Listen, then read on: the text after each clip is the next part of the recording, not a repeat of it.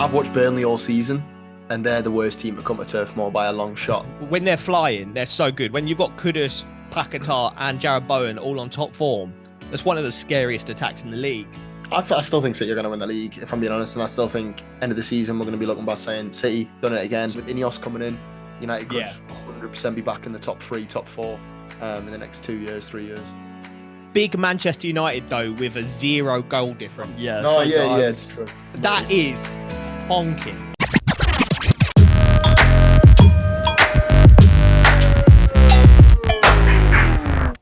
Hello guys, welcome back to the BoreDraw podcast, episode number 87, and we're back. Jacob is back on your screens because we're here for a part 2 as we rank every Premier League team's season so far.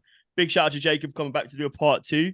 I'll give you a little run through of where we ended up last time. So we had Aston Villa in smashing it, Arsenal, Bournemouth and Brighton having pretty solid seasons. We had Fulham and Everton both in bang average. And then coming up the rear, we had Brentford and Palace in not great. And in an absolute shambles with Burnley, Jacob's beloved Burnley, and Chelsea. So to kick us off, we're starting strong with Liverpool, who currently sit top of the Premier League table. Just won the Carabao Cup. With a team full of kids. It's absolutely insane. Jacob, do you want to start off talking about Liverpool's season a little bit? Yeah, I think they smashed it. I mean, I think last season, it was kind of, we're looking at maybe a transitional period for Liverpool. The midfield was taking a massive overhaul this summer. And I really think, you know what? They've done absolutely brilliantly. I love Dominic Szoboszlai, and I know he's not maybe performed at the levels that I think he will get to, you know, maybe had a few knocks with injuries, things like that. But I really think the midfield setup is amazing. Trent's getting better and better and inverting and coming more central, more than he's ever done in his career. I was looking at his heat map earlier in the season, and the positions he's picking up are more advanced, more central than he's ever done before. And I think Klopp's tactical shift in this season has been spot on. And as I said, they've won the Carabao Cup, top of the league, could very well go on to win it. They're still in the FA Cup, I think. Yep. Still in the Europa League. Yep. Still in the Europa League. Like, this season can't get much better for them, considering obviously not getting top 4 last season was a bit of a hit. But yeah, I think it's been brilliant. 100% smashing it. I agree. I couldn't agree more. I think you hit the nail on the head right at the beginning when you said, I think at the start of the season, a lot of people had this labelled as a transitional season for Liverpool. We did. When we did our kind of pre-season preview, we labelled this as they got an entire new midfield. People like Jordan Henderson leaving, Firmino leaving, Fabinho, loads of players leaving. And there was a lot of unknowns going into this season. So for them to have managed all those unknowns and compete in every competition, players absolutely flying. Yeah, I couldn't agree more. Yeah, I don't think it's going to be anything from me that's going to push Liverpool out of smashing it. The fact that they've had this season where they've been hit by injury after injury. They lost Salah to AFCON. They lost Endo to the Asian Cup. Alisson's out at the moment. Trent's out at the moment. Yeah, they just seem to be the team that keeps sort of dragging themselves onwards. And that's the sort of thing that wins you titles. I don't think anyone expected them really to compete at the level they did or they have. And yeah, it's an outstanding season. And for me, it's got to be smashing it. I agree. 100% smashing Let's whack them in smashing it. And before we move on from Liverpool, who do you reckon they get in the summer after Jurgen Klopp, Jacob? Alonso. Yeah, 100%. I think so. I think it's probably the best one they can do as well. I think it's to be a really, really good appointment, a really nice fit. Yeah, I agree. It just makes sense, doesn't it? It's too perfect for it not to be Alonso. The only issue I have with it is we could see maybe like, you know, what happened with United where they went massive drop off after Sir Alex. So I think this appointment is one of the biggest ones if they want to maintain that high level. Yeah. I mean, for me, I can't see how any other manager in the world could be a better fit than Xabi Alonso, really. Yeah, perfect fit. Yeah, I mean, I think Liverpool fans have just got to, and I think they do realise that they're not going to be at the same level. Do you know what I mean? Unless something magical happens and Xabi comes in or whoever comes in and just continues where Klopp left off, which I doubt will happen. They're probably going to see a little bit of, you know, I mean, no one's going to come in and just fit into Klopp's system and have them play in the same way. Yeah, like these guys have played that way for the best part of a decade. So yeah, for me, it's going to be interesting to see. Yeah, interesting couple of seasons ahead for Liverpool, but right now they're in smashing it. Let's move on to the other end of the table. Coming up with your guys, Burnley, we've got Luton. who I'd say out of the promoted three have handled Premier League football the best. Everybody and their mum was saying they were going to be the worst Premier League team ever, competing with Derby. Yeah. But they're flying at the moment. Well, flying. Where are they in the league? 16th. So just been put in the relegation zone now. well, there you go. So not technically flying, but for Luton, they picked up some good results. What do you think about Luton, Jacob? Well, my biggest claim to fame I think I have from my ball knowledge is back in the summer I said Luton could shock everyone. I did a full video on it, breaking it down and stuff, and I think they really have done exactly what I kind of thought they would. They've signed a lot of experienced players like Ross Barkley, who for me is up there in player of the season debates. And I think a lot of the signings that they kind of made signings where it was top-end championship signings, but experience and players that were built to play together. You know, there's not a lot of... I think when you look at Burnley, for example, there's a lot of individual quality there, but not necessarily them hard grafters, them players that work well in the system. Whereas Luton have got a lot of hard grafters anyway, and they've built upon that and then added that little bit of quality, specifically, you know, players like Barkley, Ogbene, who have all been amazing signings. I think maybe Ryan Giles is the only signing that was a little bit dodgy, and I think they spent the most money on him out of anyone. But yeah, like I said, Rob Edwards, brilliant manager, got everything pretty much spot on, I think. And I really wouldn't be surprised after what could happen to Forest and Everton still now if Luton survive. And I think even if they, and probably will go down the season after, this season set the club up for years and years, which I think was probably the goal. Not necessarily staying up, but set the club up financially so that they can eventually get themselves back there. Yeah, I think they, like you said, their sort of transfer strategy was quite smart. It was a lot of players who gave you a chance of survival in the Premier League, but if they go down, I think a lot of these players will stick around and they'll be right in amongst the promotion contenders the following season in the Championship. Agreed, yeah. And the Championship's got a massive TV right still coming in anyway next season.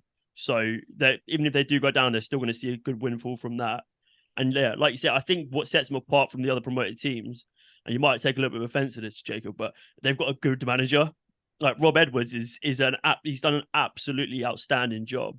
And I think he's shown something which the other two managers haven't, which is adaptability. Like the way Luton have played throughout the entire season has changed game to game. Like they set up so differently against so many different teams. Obviously got smashed by City in the FA Cup. Nothing you can really do if Haaland and De Bruyne are on that kind of form. But Rob Edwards, he's so tactically astute, but he's also got that aura about him. He's such a good manager. You see the way he reacts to these results. You see the way that he handles his players in the press and just in general. I think that's what really gives them the edge in this relegation scrap. And I wouldn't be surprised to see them overtake teams like Forest or Brentford or even Everton if they get another points deduction, because out of those sort of teams, to me, Luton are the ones that play the best football. Yeah, it's interesting, isn't it? I'm not going to give them a smashing it season because they're in the relegation zone, but maybe pretty solid. Yeah, I think pretty solid's got to be. I think, to be fair, if we look at what Luton were trying to do, they probably have smashed. I think the board will be thinking we've absolutely smashed this. Because, like I said, loads of people thought they were going down, but their plan is worked to perfection. I mean, they've gone down, showed fight, all that stuff. But I guess when you look at it in the grand scheme of things, and you do consider they are still likely to go down or be one of them teams that finishes on the final day just about above, then I think you kind of have to say it's probably solid. But I'm sure Luton fans, Luton board, Edwards, the players will all be thinking they're flying at the moment. Luton fans, let us know. Yeah, we'll whack you in pretty solid, but who knows? Maybe in the summer they sell Ross Barkley for 60 million, and who knows? You never know. Yeah. Or Alfie Doughty as well. Yeah, they've got some absolute players. Decent. Right, let's move on to some big hitters. I've been moving on to the team that smashed them. Yeah, put 6 past them at Kenilworth Road. We're moving on to Manchester City.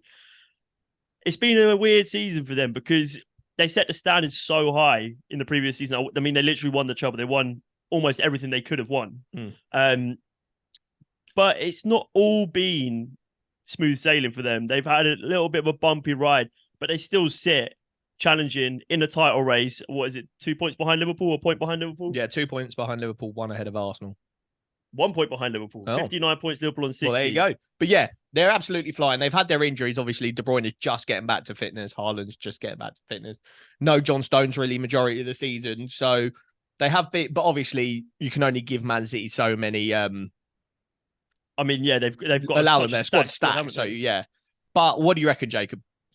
I still think City are going to win the league, if I'm being honest. And I still think end of the season, we're going to be looking back saying City done it again. Same old City. But I think, again, like we said, I know they've got rotation, but there's no replacing Erling Haaland. Julian Alvarez, I've been really impressed with and has arguably performed better than Haaland has when he's played. But Haaland coming back now, we saw what he did at Luton. Give him a chance, he'll put it in the back of the net. And when you've got KDB coming back as well, like he does seemingly every season now, over the past 3 years, gets injured, comes back, still managed to finish as one of the best assisters in the league. And I just think it's not been great, but I think when you still watch City, there's just so much control, so much confidence, which maybe, although Liverpool and Arsenal are performing really well, when I watch them, I still see that sort of not necessarily not belief, but I feel there is times where you can get at them and they do look a little bit where you're not 100% convinced. No matter, I mean, the statistics completely say that I'm wrong, but when I watch them, I don't feel 100% confident. Whereas when I watch Man City, they've all done it before. They know how to be in this position. Pep knows how to be in this position. Pep knows how to control these scenarios. And I'd probably say solid because, I mean, they're still in top four. And like I said, with the injuries, it's not really an awful season. I mean, some of the signings like Gavardiol, not been amazing.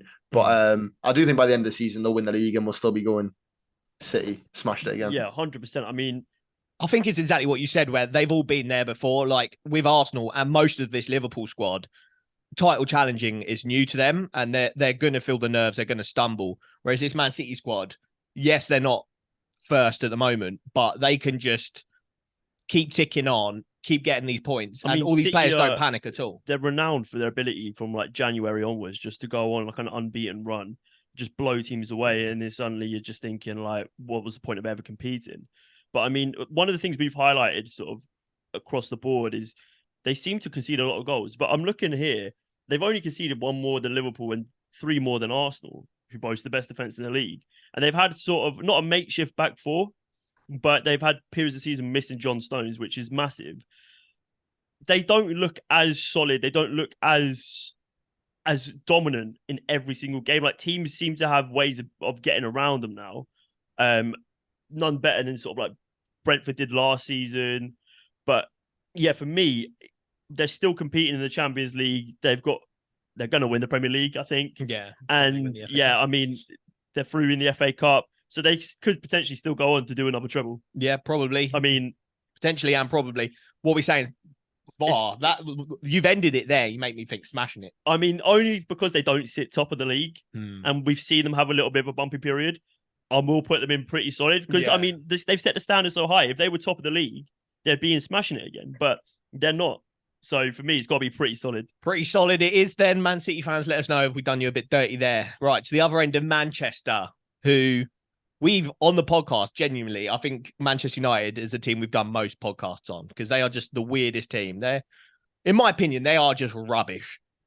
Jacob, what's your take on Man United? I weirdly do quite like them because I think, although, like you said, they aren't really great, but they've still got the individuals that have enough to get them through games. I'm loving Rasmus Højlund, absolutely adore watching him. I think he's going to be one of the best strikers in world football eventually. I really, really love watching him. But the thing is, I mean, they're sixth in the table, but when you look, to be fair, Villa are overperforming what a lot of people thought they would do. I mean, they're only 3 points behind Tottenham, who are having, they've got the Tottenham back type thing. But I think United, if you actually look at the league table, it doesn't kind of suggest to me that it's been that awful. Agreed, but I think when you actually watch them play, there's so many tactical errors, so many issues where you just look at them thinking, this is honestly dreadful. I mean, when you've got a box midfield of like Amrabat, Casemiro, Bruno Fernandes and McTominay for Manchester United, it really is nowhere near good enough. And I think a lot of it says as well, Kobbie Mainoo's probably been one of the best players this season, and he's a fresh 18-year-old who, although he's been massively rated all the way through his academy days, the fact he's just came into the team and is already arguably outperforming the majority of the senior players in the team says just about enough you need to know about United. So I'd say probably bang average. Because I mean, like I said, they're still on brilliant form this year. Realistically, lost one in the last 5. And although it was to Fulham, I still think it's not that bad. And in years to come, United are going to be back on track. So I feel like United fans probably do have a lot to look forward to as well with that. With Ineos coming in, United could 100% be back in the top 3, top 4 in the next 2 years, 3 years. big Manchester United though with a 0 goal difference. Yeah. No, something that I it's true. That is honking. I mean, I think that just goes to it. That just summarizes sort of their season. They're winning games that maybe they shouldn't be winning.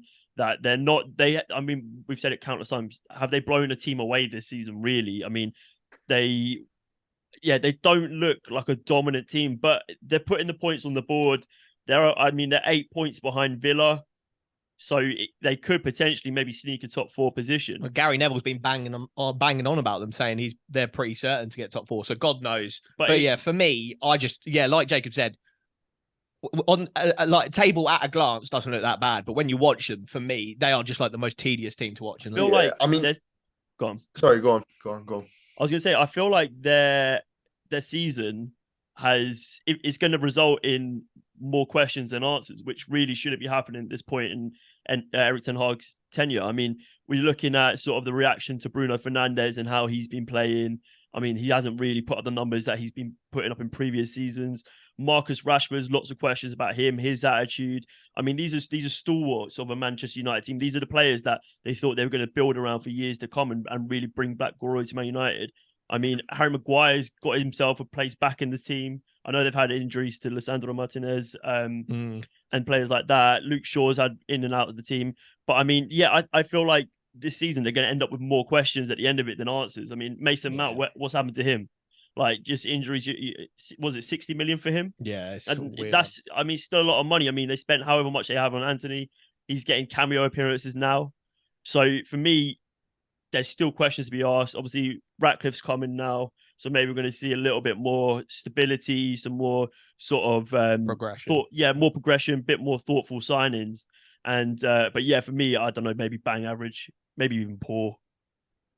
What are you thinking, Jacob? Yeah, I'd probably say bang average. I mean, just like what you were saying about it being Manchester United, they've scored the 12th most goals per match, which for Manchester United you never associate with them. Yeah. The player with the most goal contributions is just 9 with Rasmus Højlund. I just think for me, I mean, it's just nowhere near Manchester United. So I feel like the fans will probably say it is a poor season. But I think, again, when you look in the grand scheme of things, like you said, still 100% could get top 4. Not that bad. I'd probably say bang average for me. Yeah, I'll agree. Give them bang average because they're still in the top 4 race. If they were a little bit further off, we'd go not great, but we'll give them bang average. And we'll move on to Newcastle, who last season absolutely exceeded expectations, got Champions League football for the first time in 20 years, I believe it was. Obviously, this season hasn't quite gone to plan. And we said on the podcast, we think it's as a result of them exceeding expectations too quickly, maybe. I feel like they ended last season probably like 3 or 4 years ahead in their project and where they were, which, I mean, it's never detrimental to be in the Champions League. You're getting all the income from that. No. And, you're going to be able to sign players of a higher caliber because you compete in the Champions League. But it's taken its toll this year. I mean, they had sort of the group stage in their hands after the first couple of games, after that draw at San Siro, they beat PSG. Yeah. And then it just capitulated, didn't they? They've just looked like a shell of their former selves since then. They've had decent showings across some of the games, and they've never really. They just haven't looked like the team they were last season. They're 10th. Just got battered last weekend by Arsenal, which last season which wouldn't happen. They were in every game one of the best teams in the league, and now they're just struggling to pick up results. What do you reckon, Jacob? They've been played with a lot of injuries, and I do think they're still performing a lot of times, but I think a lot of last season as well, they ruled the look at times, they had the momentum behind them, they had a very fit core of the squad, with now you look at players like Joe Linton, Sven Botman, been out for an extended period, Nick Pope, who was absolutely gargantuan last season, he was massive, and then in front of goal as well, I mean, Callum Wilson is never fit, and when he is, he scores goals, but he's not been fit for majority of this season. Isak's been in and out of the side, who again is a massive miss. Miguel Almiron had that purple patch last season, which he's kind of gone back to what he was before the takeover this season.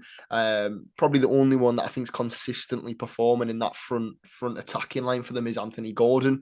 I mean, it says enough. I mean, what are they? I think they're 8th or 9th in the Premier League. 10th. They've created the second most big chances in the whole of the Premier League, but still sit that far down in the table. And I just think, yeah, like you said, the defensive setup is nowhere near as good as it was last season. Last season, you would be lucky to score at St. James's Park. Never mind, now you're getting teams where they're going there confident they can nick something like Forest, dismantling them. So I think it's one of them. For me, like you said, they have skipped a few years in the project, and I said at the start of the season they would struggle with European football. I remember it happened to Burnley once when we got Europe under Dyche. And then the following season, I think we're in the relegation zone until about February. Just because when you don't have a big enough squad, which Newcastle's depth is nowhere near where it needs to be to compete at the level they want to be at, then you're gonna get exposed for it, which they have done with all these sort of injuries. I also think obviously Tonali's got to play into it as well. He was kind of that big signing that was going to hopefully add that bit of individual quality to take him to the next level. But yeah, I think for me, I want to say solid because we also got to talk about the longevity of the project and things like that. And I think they are still on the right track. Certainly, I think this summer is a pretty big one for them in terms of they've got to take a next gear up and try and go to the next level. But then at the same time, obviously dropping out the Champions League when realistically they probably shouldn't have. I mean, you could arguably say they were robbed out of that from the questionable decisions at PSG and things like that. But like I said, I think they're still on the right track. Whether or not Eddie Howe's the man to take them all the way there. I was just about to say that. Say they don't get European football at all. They're 10th at the moment, so there is a chance they don't get European football. Do the owners stick with Eddie Howe? What do you reckon? For me, I would have said I wouldn't be offended if they got rid of him. I think that wouldn't be a bad decision. But I do think they'll give him a little bit of time. Give him this summer, which I mean, if they're going to sack him before next January, he should go in the summer so that a new manager can have a full summer. I think he's a manager who will get Newcastle to maybe as high as consistently finishing 7th, 8th, maybe. But if they really want to take that next step, become sort of the next Manchester City, they've got to go for either an up-and-coming big manager, like maybe someone like Amorim or something like that. But again, that's something that we're going to be talking about maybe 2 or 3 years when Eddie Howe's kind of eventually starting to move on. Yeah, I mean, for me, you're saying pretty solid, but I think it's a poor season. I mean, I know they've had their injury crisis. I'd say it's the worst injury situation in the league. Yeah, 100%. But I mean, you're looking at the two teams that sit above them are Wolves and West Ham. West Ham are calling for the head of David Moyes, and Wolves are just overperforming everyone's expectations. I wouldn't expect Newcastle to not be competing with the likes of Brighton, even Villa, Manchester United. They should be in and around that conversation. I know that they've had their injury crisis, but they're still putting out a good 11, like most game weeks. They're still putting out. I mean, Isak's playing games, Anthony Gordon's playing games. They still had Bruno Guimaraes for the whole, most of the season. Yeah, they've still got Cher and Burn. Botman's played a few games. Trippier as well played the majority of the season. They lost Pope, which has been massive, but Dubravka's come in. I mean, he's not really done enough. But should we go with bang average? I don't know. Level it out in the middle. I'd say so because as much as that, they're still only 2 points away from Brighton in 7th. It's one of them where it could easily flip on its head. The only thing that really annoys me is how stubborn they've been with that lineup. Like they said, they've still got players in positions that probably should be playing and haven't been injured, but are still sat there riding the bench. I mean, Dan Burn is at fault for almost every single time Newcastle get hit on the break. It's a ball inside. Dan Burn comes across, cut it across, and Dan Burn's out the game. When you've got Tino Livramento, who's sat on the bench, even Lewis Hall, who's sat on the bench, we don't know why he's not been given game time. But Tino Livramento, for me, should be playing week in, week out at a top 6, top 7 Premier League club. But yeah, I mean, to be fair, bang average is probably fair, I think. Settle on bang average. The injuries. Yeah, let's do bang average. They've got Wolves on the weekend, so maybe they could rise up the table with a result against Wolves. But yeah, we'll go with bang average and we'll move on to Nottingham Forest, who dismantled Newcastle. Newcastle. They sacked Stevie Cooper a few months ago and went with Nuno Espirito Santo. What do you reckon about Nottingham Forest? They're a weird one, aren't they? They're kind of just there and thereabouts. It's poor because I think with the money they spent last summer, they still survived, which was obviously probably the end goal for them. I think they kind of did what Burnley did, but got a little bit more fortunate. There was a few that they did it a bit more, well, not fortunate, they did it a bit more successfully than Burnley did. They bought a lot of experience, a lot of players that had already played at that level, sort of, playing senior football sort of thing. But now this season, you would have been hoping for them, can you push on? Can you finish in the 12th, 13th region and try and get yourselves, cemented before then eventually, with the way Forest like seemingly want to do things, try and go to that next level. Yeah. But they've been dragged into a relegation battle. The business hasn't obviously been good. They're now being investigated for FFP, and it is a real reality. I think if they get an 8-point deduction, they'll be relegated. Yeah. Because I mean that'll take them to what 16 points. Take them 4 points below Luton, so it'll leave them on 16 points, which is only 3 above Burnley and Sheffield United. Yeah. And I think that could spell doom for them. I mean, like you say, they spent a lot of money. The season they came into the Premier League, even in January, they went hard. They went hard in the summer again. And we're seeing play. I mean, they lost Brennan Johnson, which is fair enough, but they replaced him with sort of Anthony Alanga. Yeah, they've got good forward talent. Got an exciting team, in my opinion. Morgan Gibbs-White, Anthony Alanga, Callum Hudson-Odoi as well. Yeah, they've got a really decent squad, and for me, they've got to be performing to a higher standard. Like Crystal Palace, who went and sacked Roy Hodgson, only 4 points above them, but they've had a howler of a season, really. Yeah, and I think this Nottingham Forest team, I think they've got a strong squad, and if they get relegated, they're going to get tore apart. Yeah, they're going to get torn apart, and these players, they've got high-level players. They've got, like you said, Alanga, Morgan Gibb-White, Callum Hudson-Odoi, all come from top 6 teams, and for me, I don't know, it's just, underperforming. I don't know if that's down to the manager, down to the players, whatever it is, but they're having a bad season, and like you said, with the FFP, they could be in trouble. Yeah. Right, we're going with not great. I mean, honestly, I wouldn't even be opposed to saying absolute shambles. Once this point deduction goes through, they could be in a serious mess. And I think next season we could see Forest massively struggle with that as well, with kind of still trying to track their FFP. Yeah, 100%. I'm in agreement. Absolute shambles. Bosh, let's whack them in absolute shambles. Moving on swiftly to Sheffield United, another relegation contender, almost certain relegation fodder. They sit bottom of the Premier League, 13 points with minus 44 goal difference. I think genuinely the worst team I've seen in the league for a long time. They started the season with Paul Heckingbottom. Yep. Just never good enough as a manager to be at this level. I'm surprised they kept with him in the Championship, to be honest, but they've gone with Chris Wilder, sort of tried and trusted. They've looked slightly better. Yeah, I'd say slightly better, yeah. But slightly better than absolute dross, yeah. Dross isn't much of an improvement. What do you think, Jacob? Yeah, I think I've watched Burnley all season, and they're the worst team to come to Turf Moor by a long shot. I mean, like I've seen in, I think, my 15 years of having a season ticket, they were absolutely dreadful. And I think realistically, I said last season as well, Heckingbottom's squad last year was good enough to be better than, but I think man for man individual quality, they were arguably just as good, if not better than Burnley. And he's just not that good of a manager. And obviously we saw that this season. He was absolutely dreadful. And what I don't get about them is the fact that, with Burnley, I feel like it is understandable with the recruitment that they've not necessarily taken so well to the Premier League because it's young players that are going to add value to the future. You've then got Luton, who have obviously gone in with the output of we're going to finish, we're going to try and stay up, we're going to pick experienced players to try and get with there just to get that money in, and we'll get a few nifty players that are a bit younger in as well. But Sheffield United have just gone for this kind of split straight down the middle. They've got 15 million on Cameron Archer, things like that. Sold Sander Berge to a direct relegation rival. Yeah. Replaced him with Gustavo Harmer, who, although he's brilliant, I like him. Absolutely nothing like Sander Berge in a midfield role. And then kept the same manager trying to play not an exact same system, but kind of the similar sort of philosophy type thing. So for me, the summer business was absolutely bizarre. But I know the owners have wanted to sell the club for a while, and that's probably why. They don't want to be putting money in. Yeah. And I think Sheffield United really do need a takeover to come through because this summer is going to be a massive rebuild for them now, and the future of the club is. I think a lot of it is weighing on how they cope next season. They could easily finish outside the playoffs, I think. Because this side is really poor. And I know they're on the same points as Burnley, but I just feel like they're not shown anything or any quality or anything for the future. I feel like when you watch a Burnley team, you think, what? There's players there who give them 3 years, 2 years, they'll be going for big money. I watch Sheffield United and I was thinking, there's just so much. There's 1 or 2 players. I really like Vinicius Souza. I think he's really good. And another player, like Gustavo Harmer, things like that. And they've got a few lads from the academy, to be fair, who are performing, above expectation, really.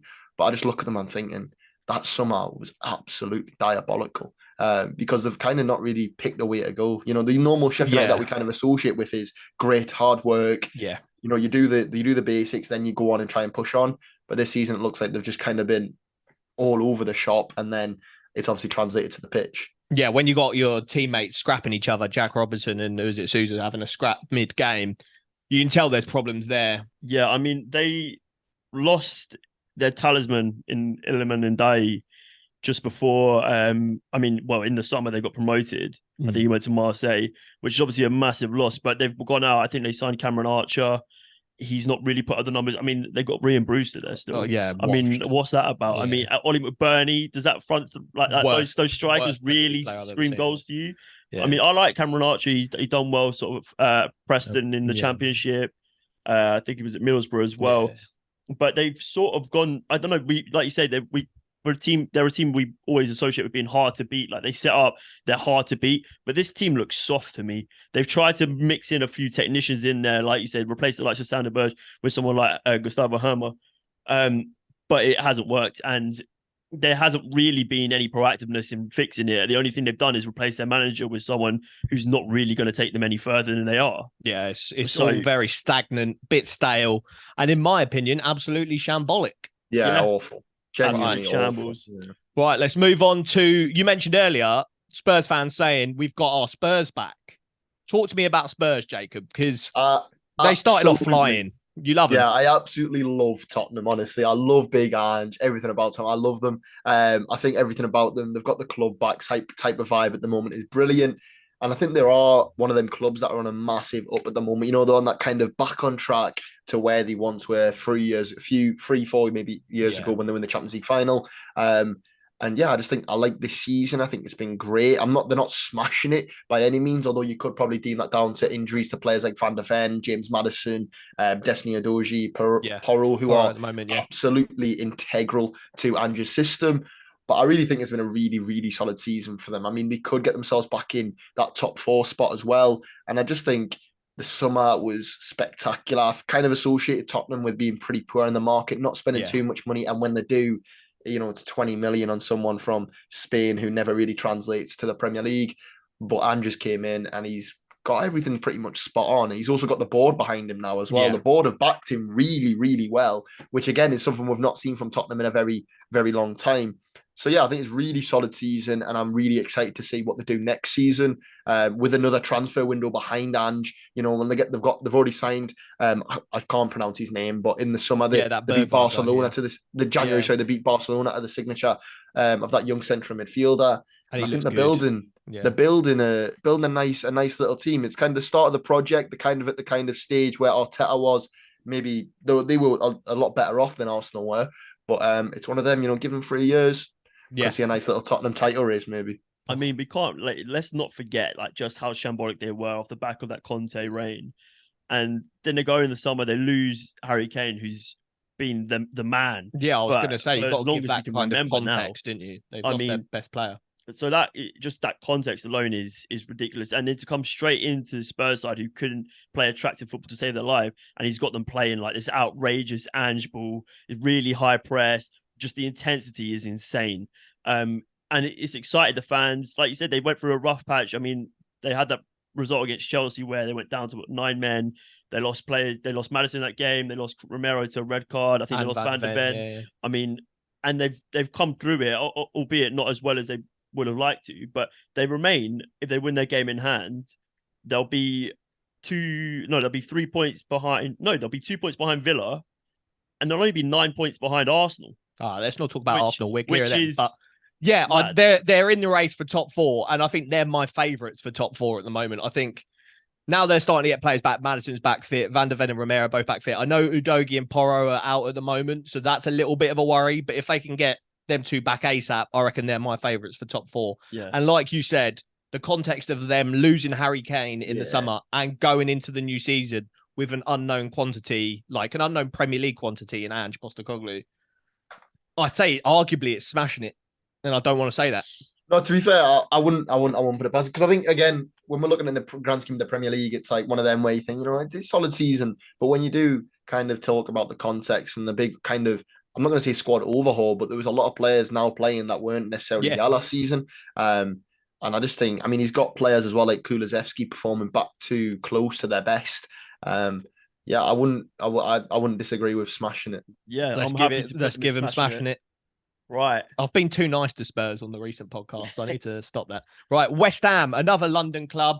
I did like a little pick a biggest club, and I picked West Ham over Tottenham as a bigger club, but who knows? Anyway, West Ham. What are you saying about West Ham, Jacob? It's a weird one because I like when West Ham are playing They're good. fully at their best strength. They're so fun to watch. Yeah. And I am an absolute sucker for counter-attacking football. I love watching it. Fluid counter-attacks. Leeds United in the Championship have been brilliant this season in that kind of aspect. But yeah, I think realistically, ninth place off the back of a European season, it's not brilliant. Again, probably would have hoped that they'd push on. I mean, they made some good signings in the likes of Mohamed Kudus and things like that. Baller, yeah. But I also think it's one of them where they are still, still in that European battle. They could easily finish in top 7 still. And they're in Europe still, so yeah, they're still in Europe, still going strong. And but then again, the same thing is, I mean, they're not performing necessarily how they should be. They've been really inconsistent, which I wouldn't really associate with this kind of modern West Ham. It's kind of what you'd expect for them when they were sitting in the lower end of the Premier League type thing. I mean, David Moyes, should he go? Should he not? It's one of them where, again, I'm not 100% sure if it's time for him to leave. But again, I wouldn't have any kind of, I wouldn't blame West Ham if they did give it and get rid of him. But I think this season's been all right. Yeah, maybe. I think I totally agree with when they're flying, they're so good. When you've got Kudus, Paquetá, and Jared Bowen all on top form, that's one of the scariest attacks in the league. But recently, Paquetá's been out injured. Kudus has been at AFCON. And so they've been a bit, like you said, a bit inconsistent. They're a bit toothless, aren't they? But now they're starting to get them back. You saw the other night against Brentford, Jared Bowen hat-trick. Emerson looked really good that game. Paquetá's back. Kudus is back playing, and it's good. I think, yeah, now they're starting to get the players back from injury. I think they could be good for the run-in. And like you said, they're still in Europe. So, I don't know. They're in and around European competition. I don't know if it's maybe a bang average season. Yeah, I'd say a bang average, probably fair. Yeah, I think I'd agree. I mean, it'll be interesting to see sort of how they deal in the summer. That obviously last summer they lost Declan Rice. They didn't really make any sort of signings until quite late on in the window, and then they sort of went for that trio of like Kudus, James Prowse, and Alvarez. And it has come up. I think they've actually been all right. I think recently, maybe it's a bit of recency bias where we're thinking, oh, maybe they're not as good as they should be. But they are 39 points. Same points as Brighton, yeah. So I mean, they're 12 goal difference behind, a -6 goal difference.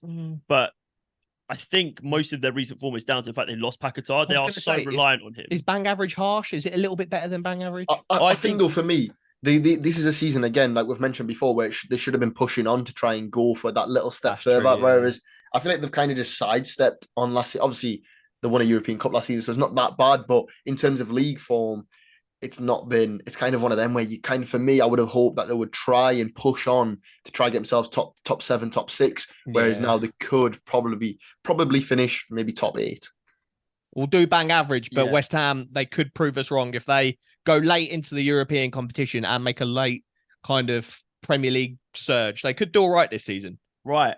Rounding us off, we have Gary O'Neill's Wolverhampton Wanderers, who have subverted all expectation. They began the season with Lopetegui, or did he leave just before the season? Just the game before, was it not? Like that was it, yeah. So almost the beginning of the season. Gary O'Neill's come in after being potentially unfairly dismissed at Bournemouth, who went on and done what we've said a lot of teams should have done and been progressive and sort of adventurous their manager. But Gary O'Neill's absolutely picked up the pieces that Lopetegui left, and he's making it work. I mean, he's got the players like Cunha, Pedro Neto, Huang. Mate, I love this Wolves squad. They got so many good players. I mean, they're absolutely flying. They're up to, I think, they're 9th in the league at the minute, 1 point behind West Ham. And for a team that a lot of people like wrote off as relegation battlers at the beginning of the season, they are absolutely flying. Jacob, what do you think when it comes to I think he's Wolves. done a really, really good job. I mean, the football Yeah. they're playing isn't necessarily the most exciting, the easiest on the eye, but that attacking setup still has some really, really good players. I mean, he's got Pedro Neto outperforming any other season he's had. I think last season, did he end on 2 goal contributions? This season, I think he's already nearly on double digits, or might already be there. Matheus Cunha, again, performing kind of the potential that we knew he could do when he came from Atleti. And then you've also then got the players in the midfield as well. Lamina playing really well, who I've liked Lamina for a fair while. But I think really 8th place with Wolves, who, as we said, I thought they could be 100% in that relegation scrap. Yeah. He's doing such a good job. I mean, I loved when he analysed his stuff against Bournemouth on Monday Night Football. Oh, so good when he was on Sky Sports. It was so good. Yeah, we did a little pod on that. He just seems like a really clued up manager. Yeah, that kind good of lad, good manager. Yeah, QPR legend, good man manager. Given the time, you can see like after every game, he's doing the Jurgen Klopp to the fans, and you can tell he's into it. He's brought into the Wolves project well. And the fans like him, the players like him, and I think, yeah, it's just a recipe for success, really. That Wolves team were like so fragmented at the end of last season. I mean, the whole vibe around Molineux was negative. It was a toxic place. I mean, Lost Ruben Neves to Saudi. Yeah, lost Ruben Neves. I mean, he's done an absolute wonder job. I don't know if we can put it in smashing it, but I don't know. I'm leaning. Yeah, I think as well, one of them, like you said, they were in pieces kind of at the end of the season. I think Gary O'Neill, when you look back at it now, probably is a really good. He seemed like he would be a really good man manager, and I think kind of the perfect person to come and pick up a team who had realistically probably underachieved a bit last season. I honestly, considering I thought they'd finish maybe 18th, 17th, to be saying now we could 100% see Wolves in the Conference League next season. I think he smashed it. I think we got to say smashing it. We like Gary O'Neill, so we're going to give it to him. I'm happy to be outvoted on that. Yeah, let's do it. Smashing it for Wolves. And that is all 20 Premier League teams. Happy days. Jacob, thanks for joining us for part 2. If you just want to plug your stuff, Jacob makes the best videos, by the way, so make sure you check him out. JacobHorsfall on all social medias, YouTube, TikTok, Twitter, Instagram, the exact same. He's smashing out the content, and it's top content. All of Jacob's links will be down below in the description. Jacob, once again, thank you very much for coming on. Guys, if you did enjoy the video, make sure to leave a like and comment down below. I'm sure we've had some howlers here because... Actually, no, we've definitely got everything 100% correct on the money. And you have no right to comment on how we got things so wrong. Guys, thank you very much for watching. It's been BoreDraw, episode number 87, and it's live.